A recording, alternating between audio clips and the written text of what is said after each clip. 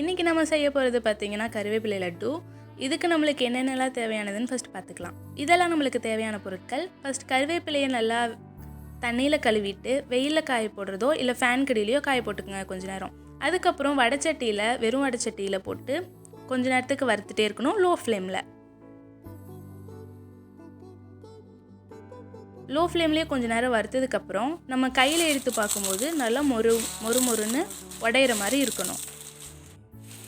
அதை நம்ம மிக்சியில் போட்டு அரைச்சிக்கலாம்.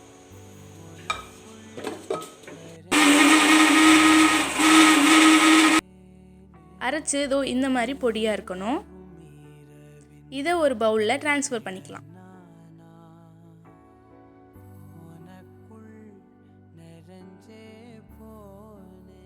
அந்த பவுல் தண்ணி இல்லாமல் நம்ம ஈரப்பசுவே இல்லாமல் இருக்க மாதிரி பார்த்துக்கோங்க. பொடியும் இந்த அளவுக்கு சாஃப்டாக அரைக்கணும். அடுத்தது பாதாம் எடுத்துக்கலாம். பாதாமை நல்லா வறுத்துட்டு நல்லா கருகிற அளவுக்கு சூடேற அளவுக்கு வறுத்துக்கணும். அதுக்கப்புறம் முந்திரியும் அதே மாதிரி வறுத்துக்கிறோம். ரெண்டும் ஆறுனதுக்கப்புறம் மிக்சியில் போட்டு அதே மாதிரி அரைச்சிக்கிறோம்.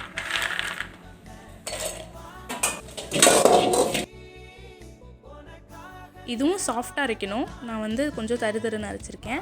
ரெண்டையும் சேர்த்து மிக்ஸ் பண்ணிக்கலாம். நம்ம பவுடர் பண்ண கறி லீவ்ஸையும் பாதாம் முந்திரி எல்லாமே போட்டு மிக்ஸ் பண்ணிக்கலாம்.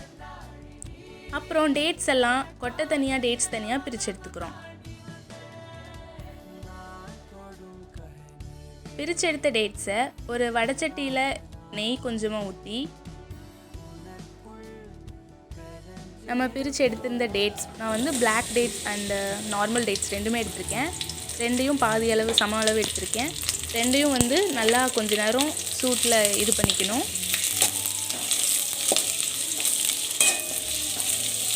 அதுக்கப்புறம் கரும்பு சர்க்கரை போட்டுக்கணும்.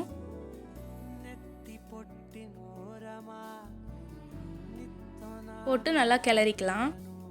கரும்பு சர்க்கரை கரைஞ்சி நல்லா டேட்ஸில் மிக்ஸ் ஆகணும். அந்த மாதிரி கிளறிக்கலாம்.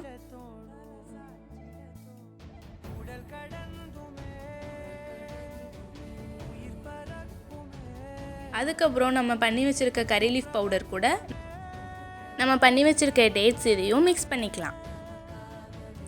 நல்லா பிசைஞ்சுக்கணும். கொஞ்சமாக நெய் ஊற்றிக்கலாம். கரும்பு சர்க்கரை தேவையான அளவுக்கு போட்டுக்கலாம். இந்த மாதிரி ஆகிற வரைக்கும் மிக்ஸ் பண்ணிக்கிட்டு உங்களுக்கு வேணுங்கிற சைஸ் அளவுக்கு உருண்டை பிடிச்சிக்கலாம். அவ்வளோதான், நம்ம கருவேப்பிலை லட்டு செஞ்சுட்டோம். இது நீங்கள் குழந்தைகளுக்கும் கொடுக்கலாம். குழந்தைகளும் விரும்பி சாப்பிடுவாங்க. நார்மலாக கறி லீவ்ஸ் எல்லாம் பார்த்தீங்கன்னா குழந்தைங்க சாப்பிடவே மாட்டாங்க. இந்த மாதிரி பண்ணி கொடுக்குறப்ப அவங்களுக்கும் சாப்பிட்றதுக்கு இன்ட்ரெஸ்ட்டாக இருக்கும். இது நீங்கள் உருண்டை பிடிச்சோ இல்லை நார்மலாகவோ ஸ்டோர் பண்ணி வச்சுக்கலாம். இது கெட்டு போகாது. தேங்க்யூ.